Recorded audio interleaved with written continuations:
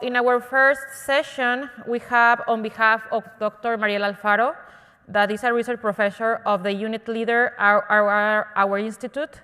Dr. Chairez will present the work named The Power of Machine Learning in Material Design. Thank you very much, Dr. Chairez. Thank you. Well, thanks for the introduction. And today I will try to explain what we are doing together in the unit led by Dr. Mariela Alfaro. It's related to the application of artificial intelligence in different aspects of developing, designing advanced materials using some variants of machine learning. So I will try to explain what we are doing there. Thank you.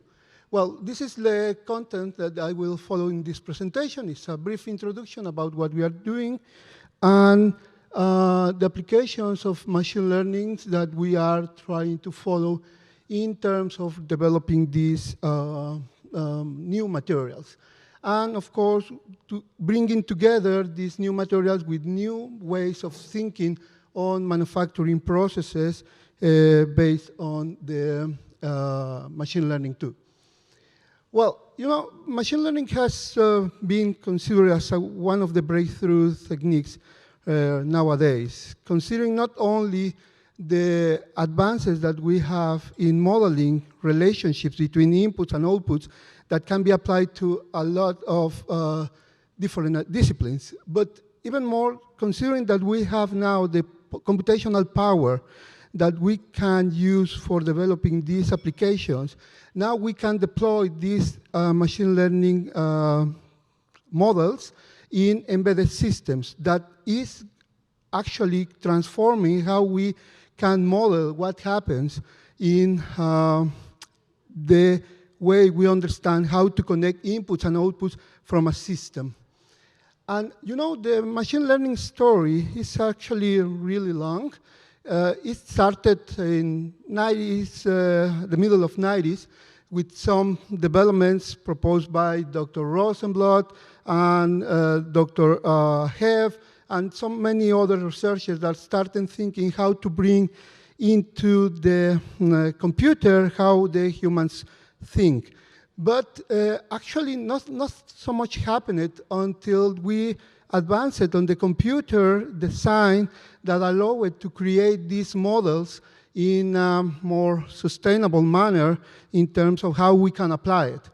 And at the beginning of, well, actually at the end of the last century, a lot of novelties appeared, especially in neural networks.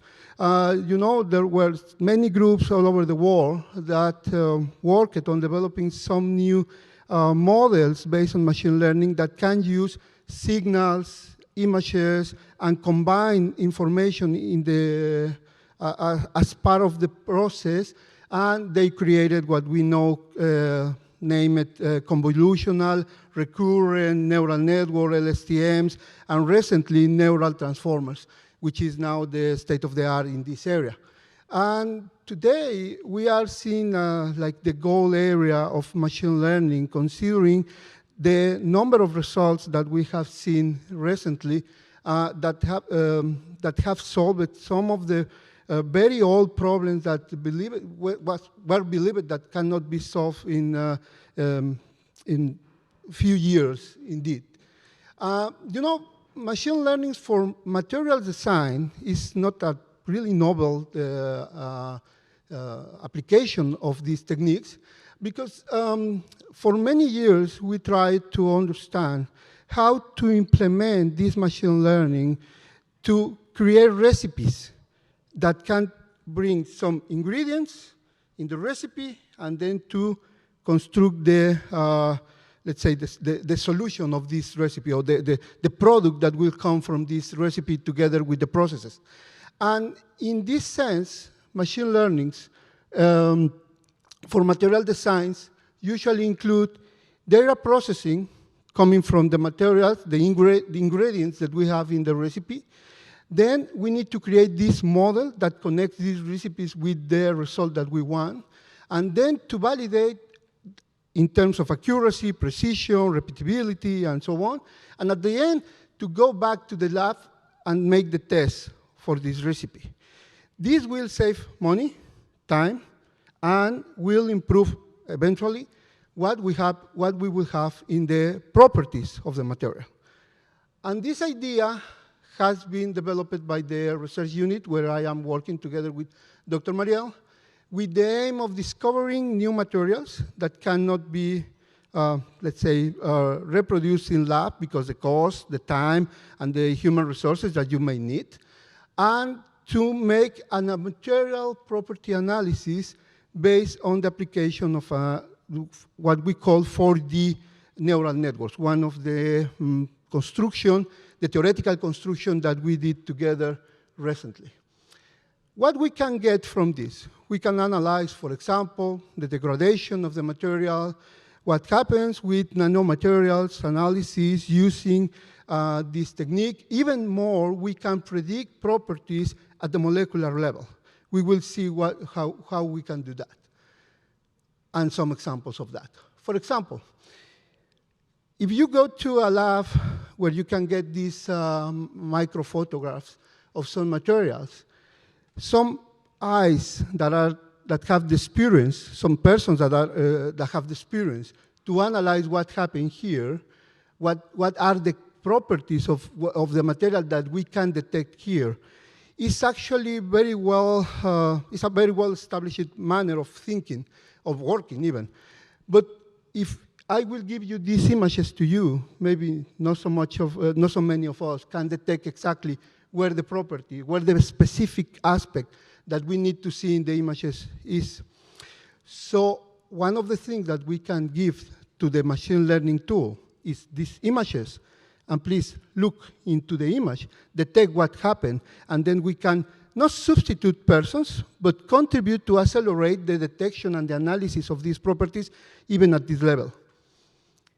And in terms of discovering new materials, we have been working with some companies that are interested in not having to spend weeks in designing new materials, testing, failing, and then going back to the lab, trying again and failing again, up to the good result will be obtained.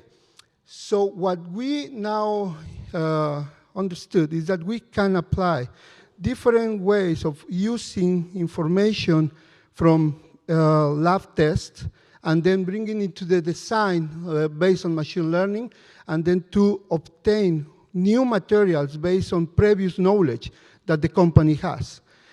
For example, with a company that we are working with now here in Mexico that is developing new elastomers, they have a software that is applied to create new materials. And when we talked with them, we asked, okay, if you have this software, what you are looking for a new application that can solve that prediction.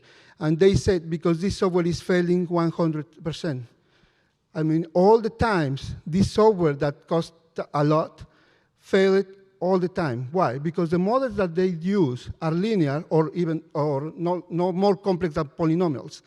And we understood that the combination of ingredients in a new material could be a nonlinear, let's say, function of this combination. So, you know, this technique can be summarized in this figure. For example, when you have the combination of these materials and you have the model, then you can predict the properties that these materials will have.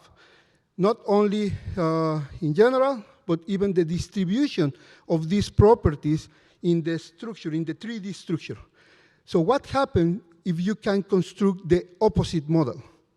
So you can ask for the properties that you will want, and then what you will get at the end is the recipe.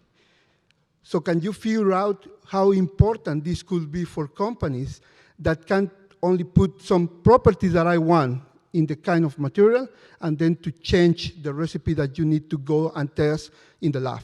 So that is what we are doing here. And let me show you some examples in the minutes that I have in this presentation. This work was done by the group that is illustrated here. Actually, we are a very multidisciplinary unit that is working in research and industry. And I want to show you some of the developments that we use that we developed actually in this area. First is what we call the inverse design. Let's put the properties, let's apply the inverse model, and let's get the recipe.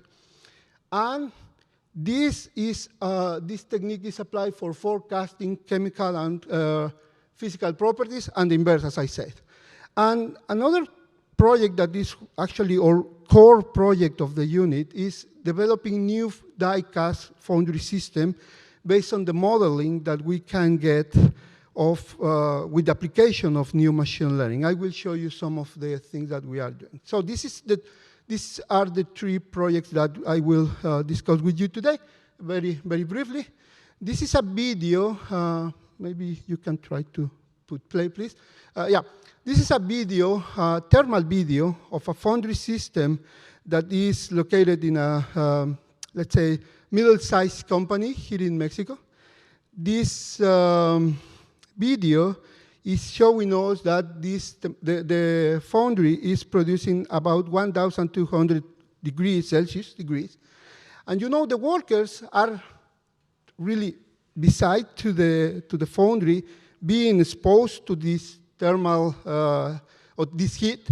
And what we are now trying to do is to automatize this kind of middle-sized foundry system. But we need to understand what happens not only on the boundary, because what we are seeing with the camera is only the boundary of the heat process. So using a kind of 4D neural network, what does it mean 4D? Spatial and temporal. So based on a kind of database partial differential equation that depends on time and space, we can reconstruct the internal heat, the internal thermal process in the foundry that we are correcting with some internal measurements of temperature, and then we can predict how the foundry process is going on. And with that information, we are automatizing the input of gas and oil that can change the thermal variations inside the foundry system. So let me go to the next one. This device is one of the new things that we are developing together with Dr. Arturo Molina. This device is a kind of robotic system that is intended to work with new manners to produce foods. I mean, this one still is a prototype, but we want to finish this, or we must finish this during this year. It's a kind of 3D printing that is changing how the deposit of the material is done. Because what we are doing is changing the surface where you are deploying the material. So you can construct 3D curved system, structures, changing what we have in the robotic arm together with a multi-material system that we are controlling based on a neural network that is implementing or trying to predict the properties, the properties that appear because the curved characteristic of the material. Because you know, if you are trying to deposit a flowing material, you should control how you are depositing this material in order to avoid that the structure will be destroyed. So we are correcting how the processes is going on based on the application of a compensation made by the neural network we are doing. And another process that we are doing here in the unit is, you know, one of the biggest aspects that should be faced in casting industry is the final quality of the piece that you produce. So for example, in the first figure, you can see there some pieces that are produced by the same company that we talked about a few minutes ago. And if you look at these pieces, they look quite good. But of all these pieces that you can see here actually are really bad. Why? Because the porosity. And you know, the porosity is a very big issue in foundry systems, especially if you are using molding, because changing the thermal processes will modify what happens inside the image, so the piece.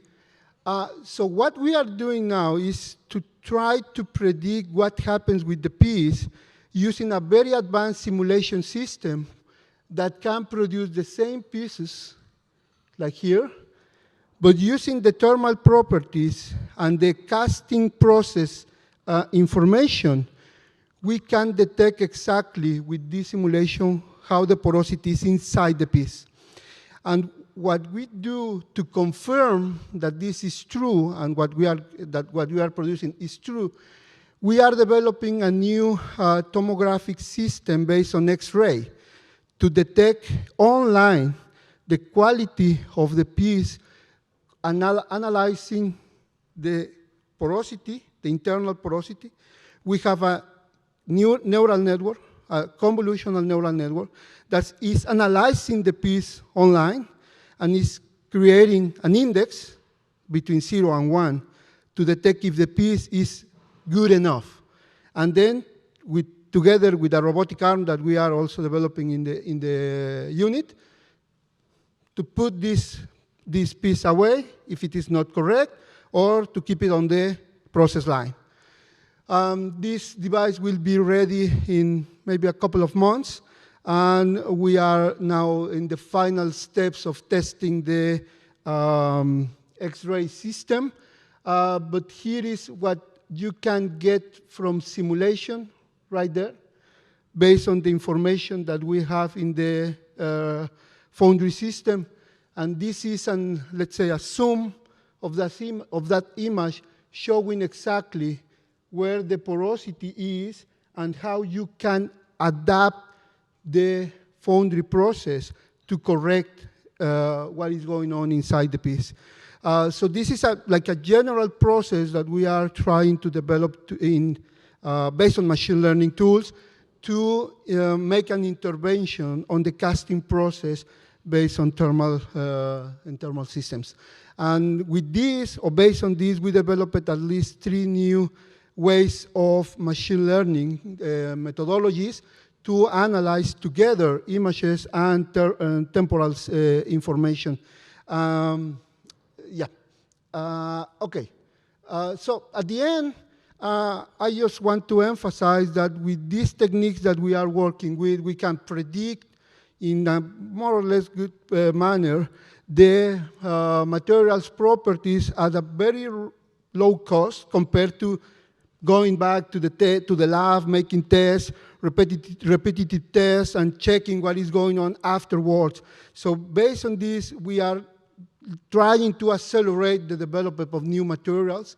Of course, working with companies or with the final users helped us a lot to understand how we need to orientate or research and understanding and how they are working with their database, how they are working with the materials, and explaining why it's so important they can collect the information in a very good way. Because of course you understand that machine learning is good as the information is good that is coming into the machine learning.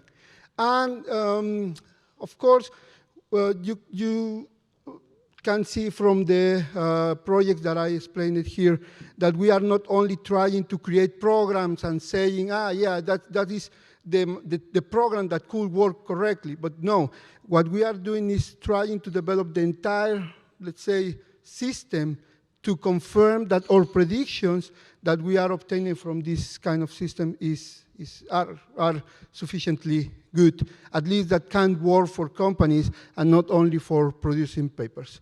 So thanks a lot for listening.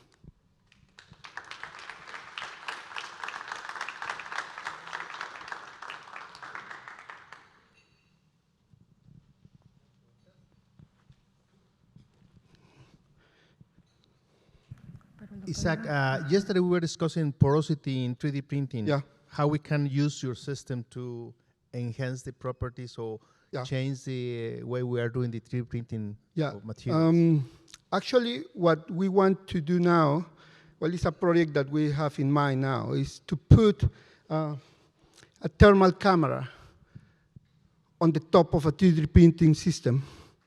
And we want to analyze how the thermal process is going on the surface. And because you can analyze how the thermal transfer is going on, you can detect online how the porosity is, let's say, appearing or not in the piece.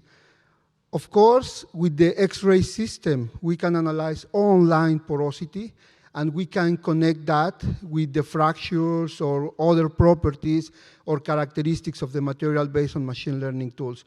So we hope that with these technical and scientific advances, we can make a real intervention on at least detect online what is the quality of the final material, and then at least to say, this is good, this is not. Still, we need to work more on the feedback process when you are working with the 3D printing systems. Because, you know, mostly the deployment of the piece during the 3D printing is an open loop process.